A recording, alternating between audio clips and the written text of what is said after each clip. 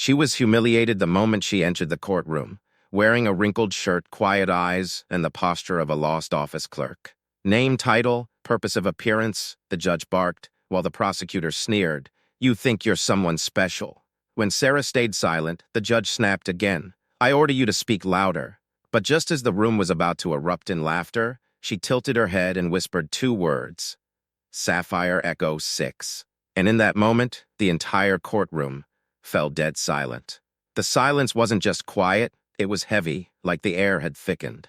The judge, a man with a red face and a gavel he wielded like a weapon, leaned forward and his eyes narrowing. The prosecutor, a wiry guy in a suit that screamed money, froze mid-sneer, his pen hovering over his notepad. The jurors, a mix of tired locals and self-important types, shifted in their seats, some smirking, others confused. Nobody knew what Sarah's words meant, but the way she said them, calm, deliberate, like she was stating the sky was blue, made the room feel smaller, tighter. A security officer by the door, a young guy with a buzz cut and a badge pinned too tight, stiffened. His hand twitched toward his radio, then stopped, like he wasn't sure what to do next. Sarah just stood there, her hands loosely clasped, her loose black hair falling over her shoulders. She didn't repeat herself. She didn't need to. The prosecutor recovered first, his voice sharp, but wobbling. What? What did you just say? He tried to laugh, but it sounded like he had choked on his own spit. The judge banged his gavel, the sound echoing off the wood-paneled walls. I didn't catch that, young lady. Speak clearly or I'll hold you in contempt. Sarah raised her head slowly, her eyes locking onto the judge's. They weren't angry, weren't scared, just steady. Sapphire Echo the 6, she said again, her voice soft but clear. Emergency protocol. Top-tier clearance. Begin verification. The words hit like a gust of cold wind. The security officer's face went pale, and he muttered something into his radio, too low for the room to hear. A woman in the jury box with overdone makeup and a purse that screamed designers snorted loudly. She's been watching too many spy movies, she said, smirking at the juror next to her who nodded like she'd just heard a good joke. A bailiff, a stocky man with a permanent scowl and a belt weighed down by keys, stepped closer to the witness stand. He leaned in, his breath heavy with coffee, and hissed, You're wasting everyone's time, lady. This isn't a game show. Sarah's eyes flicked to him just for a moment, and she tilted her wrist slightly, revealing a faint scar that curved like a crescent moon. The bailiff froze, his scowl slipping. He'd seen that kind of scar before, on soldiers, on operatives, on people who'd survived things he'd only read about in reports. He stepped back, his keys jangling, and muttered an apology under his breath. The jurors didn't notice, but the tall, plainclothes man in the back did. He shifted his weight, his scarred knuckles flexing as if he'd been ready to move if the bailiff hadn't backed off. Sarah's face didn't change. She just adjusted her sleeve covering the scar again and waited. The prosecutor seized on the moment, his confidence creeping back. This is a ridiculous bluff, he snapped, pointing at Sarah. No records match that name. You're faking authority to dodge questions. You're a witness, not a deity. Speak up. The judge nodded, his jowls shaking. Miss Moore, I won't ask again. State your purpose, or you're done here. Sarah didn't move. She didn't sit. Her eyes drifted to the back of the courtroom, where two men in plain clothes leaned against the wall. They didn't belong to the trial, not officially. One was tall, with a scar across his knuckles that caught the light. The other was shorter, with eyes that flicked around like he was memorizing the room. The tall one met Sarah's gaze and gave a small nod. He reached into his jacket, flashed a badge, quick, barely noticeable, and whispered into a phone. 10 seconds later, every screen in the room flickered. The clerk's laptop froze. The prosecutor's tablet went dark. The digital clock above the judge's bench stopped at 10:47. The room felt like it was holding its breath. In the gallery, a woman in a tailored suit, her hair pulled back so tightly it looked painful, leaned forward and whispered to the man next to her, She's just some clerk who got lost on her way to a temp job. Her voice carried sharp and smug, and a few people snickered. Sarah's fingers tightened briefly on the edge of the witness stand, the only sign she'd heard. Then she reached into her bag, pulling out a small worn keychain with a single brass key. She set it down deliberately, the metal clinking against the wood. The woman in the suit laughed louder this time. What's that, your house key? You think that proves something? But the security officer, still standing nearby, inhaled sharply. He recognized the key not for a house, but for a secure vault, the kind used for classified intel. His hand hovered over his radio again, but he didn't speak. Sarah's eyes met his just for a second, and he nodded almost imperceptibly before stepping back. Sarah's hands moved to her pockets, slow and deliberate, like she had all the time in the world. She pulled out a folded piece of paper no bigger than a matchbook and set it on the witness stand. The security officer stepped forward, hesitated, then picked it up. His eyes scanned the single line of graphite-colored text. His knees wobbled just for a second like he'd been punched. "That's a live code," he said, his voice barely above a whisper. "Only S-class black operatives get those." The juror with the purse laughed again, but it was thinner now. Nervous. "What, she's some kind of secret agent?" She said loud enough for the whole room to hear. "Look at her. She's nobody. She looks like she works at a diner." The judge slammed his gavel, the sound sharper this time. "Enough! What is going on here?" Before anyone could answer, the courtroom door burst open. A clerk, a young woman with glasses and a ponytail, rushed in, clutching a faxed document. Her hands were shaking so badly the paper crinkled. She handed it to the judge, who snatched it and read it aloud, his voice faltering. "Subject Echo 6, identity confirmed. Cease all legal proceedings. Await federal escort." The room erupted in whispers. The prosecutor spun towards Sarah, his mouth opening and closing like a fish. The judge stood his chair, scraping the floor. "Who has the authority to shut down my courtroom?" He demanded, his face redder than ever. Sarah stepped down from the witness stand, not asking permission, not looking back. The two plainclothes men moved to her sides, their steps matching hers like they'd rehearsed it. She paused, her eyes sweeping the room, and said, "I'm not here to be judged. I'm here to see who dares ask me to break my oath." Her voice was quiet, but it carried like a blade. The juror with the purse shrank back, clutching her bag. The prosecutor fumbled his papers, dropping half of them on the floor. The security officer, still holding the graphite slip, stared at it like it might burn him. "Hey, real quick before this gets any deeper, can you do me a favor? Grab your phone, hit that like button, drop a comment below about what this story's stirring up for you, and subscribe to the channel. It means the world to keep sharing stories like Sarah's with you. All right, let's keep going." The courtroom doors stayed open, and the whispers turned into a low roar. Outside, reporters were gathering, their cameras flashing through the glass like lightning. One of them, a guy with a press badge and a gravelly voice, pushed to the front. "Miss Moore, can you prove your Echo 6? He shouted, his notebook raised like a shield. Sarah didn't turn. She kept walking, her faded trousers brushing the floor, her slumped shoulders somehow holding the room's attention. A man in the back row, some local know-it-all with a cheap suit and a louder mouth, stood up.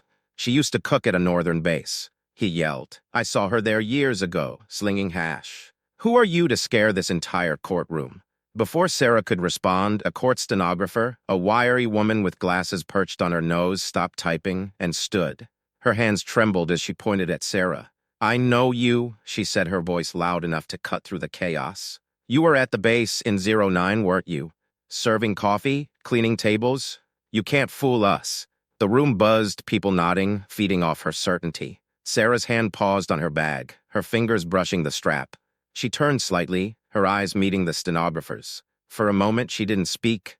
Then she reached into her bag, pulled out a small dog-eared notebook, and opened it to a page with a single handwritten number. She held it up just long enough for the stenographer to see. The woman's face went white, her glasses slipping down her nose. That number? It was the code for a classified debrief she'd typed up years ago, one she'd been told to forget.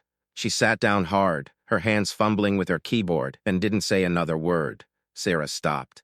For the first time, she turned to face the crowd. Her eyes locked on the man, and he dropped back into his seat, his face flushing. She didn't say anything. She didn't need to. The tall, plainclothes man stepped forward, his scar glinting under the fluorescent lights. "You don't know what you saw," he said, his voice low, but sharp enough to cut through the noise. The room went quiet again. Sarah reached into her pocket, pulling out another graphite slip identical to the first. She handed it to the security officer, who was still standing there frozen.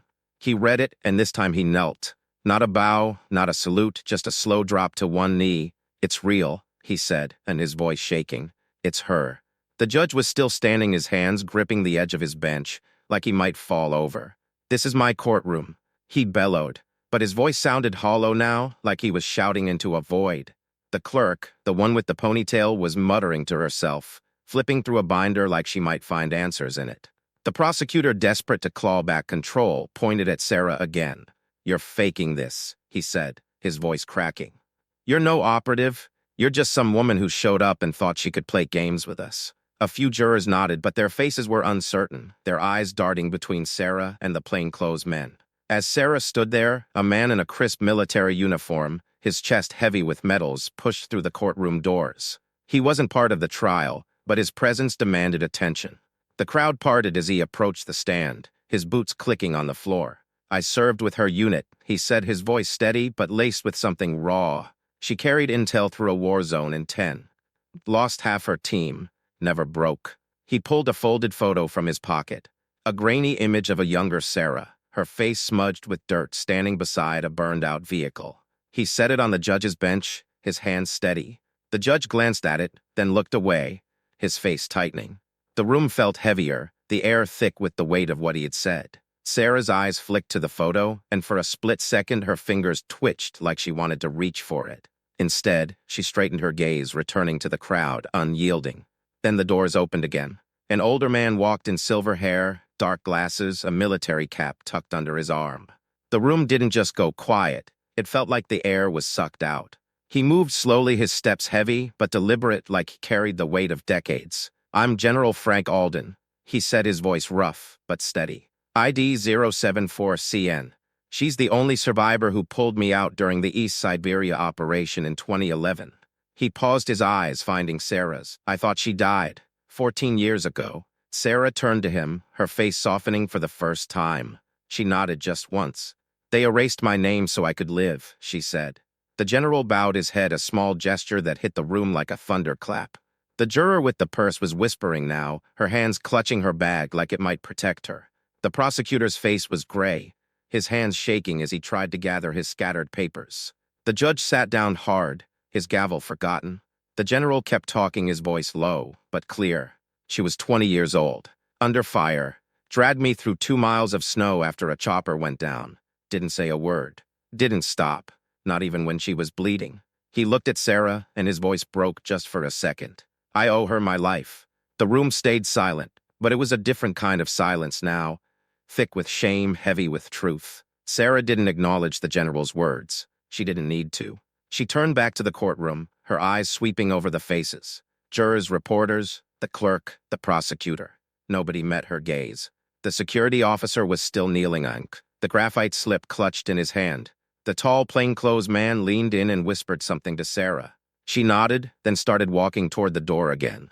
The shorter man followed, his eyes still darting, but now they were locked on her, like he was waiting for her next move. Outside, the reporters were louder, their questions piling up like debris.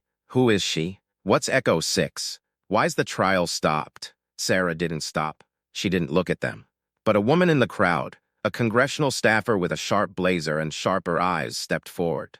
"If you're really Echo 6, why'd you walk to court?" she called out, her voice dripping with disbelief. "People like you don't walk. You don't rent apartments. You're acting." Sarah paused just for a moment. She turned, her eyes locking onto the woman's. "I left the system because I refused to be a weapon forever," she said.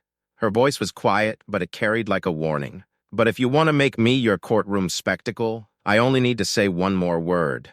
And that word would lock down this entire congressional wing for 72 hours.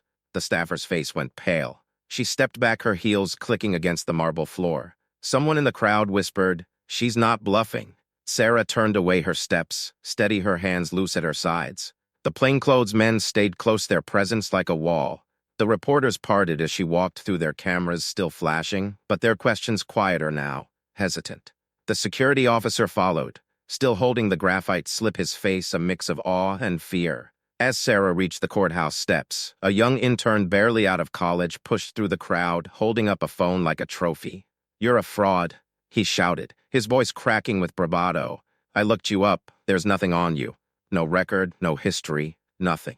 The crowd murmured, feeding off his boldness. Sarah stopped her back to him, and for a moment the world seemed to pause. She turned slowly, her eyes finding his. She reached into her jacket, pulled out a small metal pin, barely noticeable, shaped like a coiled snake, and pinned it to her collar. The intern's phone beeped, then went black. He stared at it, confused, as the crowd's murmurs died. The pin wasn't just a decoration, it was a signal jammer, military grade, the kind that could shut down devices within 50 feet. The intern's face flushed, and he backed away, tripping over his own feet. Sarah didn't smile. She just kept walking. Back in the courtroom, the screens flickered again. A message appeared, stark white text, on a black background. Echo 6 signal reactivated. All observers logged. Clearance review in process. The jurors gasped. The prosecutor dropped his pen, and it rolled under the table. The judge stared at the screen, his hands trembling. Everyone in that room, every single person who'd laughed, sneered, or doubted, realized something at the same moment. Their names were now tied to her. Their identities, their clearances, their lives flagged, because they'd seen Echo 6. The clerk whispered, "What does that mean?" Nobody answered. Sarah kept walking. The courthouse doors swung shut behind her, the sound echoing in the hall. The reporters scrambled to follow, but the plainclothes men blocked their path, silent and immovable. The general stayed behind, his cap still under his arm, his eyes fixed on the spot where Sarah had stood. "She doesn't need to defend herself," he said almost to himself. "She is the answer." The words hung in the air, heavy, final. The fallout came fast, but it wasn't loud. It was quiet, like a storm that had already passed. The prosecutor's firm dropped him within days, citing unprofessional conduct after his outburst hit the news. The juror with the purse, a socialite who'd built her brand on biting comments, found her sponsorships canceled when her remarks leaked online. The local know-it-all, the one who'd shouted about Sarah cooking at a base, was let go from his job. Nobody said it was because of the trial, but everybody knew. The congressional staffer, the one who'd challenged Sarah outside, stopped showing up to work. She spent days checking her phone, waiting for a clearance review that never came. The reporters kept writing, but their stories changed. No more mockery, no more doubt. Just questions. Who was she? What was Echo 6? Why did the Pentagon care? Sarah didn't read the headlines. She didn't watch the news. She walked home, her faded trousers brushing the pavement, her wrinkled shirt catching the breeze. Her apartment was small, plain, with a single chair by the window. She sat there, her hands folded, her eyes on the street below. Nobody came for her. Nobody called. But she knew they were watching. They always were. A week later, a man arrived at her door. He was tall, quiet, with a face that didn't smile. Her husband. He didn't say much, just stepped inside and stood beside her. The room felt different with him there, steadier, heavier, like the world had righted itself. He didn't ask about the trial. He didn't need to. His presence said everything. The people who'd mocked her, who'd doubted her, they'd never know his name. But they had felt him in the way the courtroom had shifted, in the way the air had changed when he walked in. Sarah didn't gloat. She didn't need to. She stood up, closed her bag, and walked out with him. The street was quiet, the city moving on. The reporters had stopped coming. The questions had faded. But the truth hadn't. It was there in the way she carried herself, in the way she didn't look back. She'd been judged, mocked, dismissed. But she'd stood her ground. And now the world knew what that meant. Years ago, long before the courtroom, Sarah had been someone else. Not Sarah Moore, not Echo 6. Just a girl from a wealthy family, raised with rules and expectations that left no room for mistakes. Her parents' house was all marble and glass, the kind of place where every surface gleamed and every word was measured. She'd learned early to keep her head down, to move quietly, to never draw attention. But even then, people judged her. At school, kids whispered about her plain clothes, her lack of makeup, her quiet voice. "She thinks she's better than us," they'd say, because she didn't laugh at their jokes or chase their approval. She'd walk away, her steps steady, her eyes fixed ahead. And every time she'd hear the laughter behind her. One day when she was 17, she'd been sitting in the school library, her nose in a book about cryptography. A group of girls walked by, their heels clicking, their voices loud. "Look at her," one said, tossing her hair. "Does she even own a mirror?" Sarah didn't look up. She turned a page, her fingers steady. But the girl kept going. "You're not fooling anyone you know. You're nobody." Sarah closed her book, stood, and looked at the girl. "You don't know me," she said, her voice soft but sharp. The girl froze, her friends giggling nervously. Sarah walked away, her heart pounding, but her steps even. That was the first time she'd felt it, the power of her own silence. The military found her not long after. She wasn't looking for them. They came to her. A recruiter in a plain suit, sitting in her parents' dining room, talking about codes and secrets, and a life that wasn't about wealth or status. She signed up without telling anyone. By 20, she was in the Ghost Viper unit, training in places nobody talked about, learning to move through shadows, to speak in whispers that carried weight. She became Echo 6, a name that wasn't a name, but a signal, a warning, a promise. She saved lives, stopped wars, carried secrets that could topple governments. And she did it all without raising her voice. In the courtroom, those years felt far away, but they were there in the way she stood, the way she moved. The prosecutor hadn't seen it. The jurors hadn't either. But the plainclothesmen had, the general had, and now the world was starting to. The graphite slips, the ones she carried, weren't just paper. They were keys codes that unlocked systems most people didn't know existed. When she handed one to the security officer, she wasn't just proving a point. She was reminding them she wasn't here to play their game. She'd already won. Back in the apartment as Sarah sat by the window, a faint sound broke the silence. A car engine low and familiar idling outside. She didn't move, but her fingers tightened around the edge of her chair. It was the same sound she'd heard years ago during a mission in a desert town, when her team had waited for extraction under a starless sky. The memory flickered unbidden. Her partner, a man with a crooked smile, tossing her a canteen before the shooting started. He didn't make it out. She did. The engine outside cut off, and her husband's hand brushed her shoulder. She exhaled, the tension easing, and leaned into his touch. The past was there always, but it didn't own her. Not anymore. The reporters kept digging, but they found nothing. Echo 6 wasn't in any database, not officially. The Pentagon didn't comment. The general didn't give interviews. The courtroom stayed closed for days, the trial suspended indefinitely. The prosecutor's career didn't recover. He moved to a smaller town, took a job pushing papers for a local firm. The juror with the purse deleted her social media accounts, her brand in tatters. The congressional staffer applied for a transfer, but it was denied. She quit a month later. The local know-it-all stopped showing up at city meetings, his loud voice gone quiet. The consequences weren't loud, weren't dramatic. They were just real, like gravity pulling things back into place. Sarah's life didn't change, not on the surface. She went back to her apartment, her single chair, her view of the street. She didn't talk about the trial, didn't read the articles, but sometimes, late at night, she'd pull out a small photo from her wallet, a grainy shot of a snowy field, a helicopter burning in the distance. She'd look at it for a moment, then tuck it away. Her husband would sit beside her, his hand resting on hers, not saying anything. They didn't need words. They'd both seen too much for that. The world moved on, but it didn't forget. People talked about Echo 6 in whispers in corners, in places where secrets lived.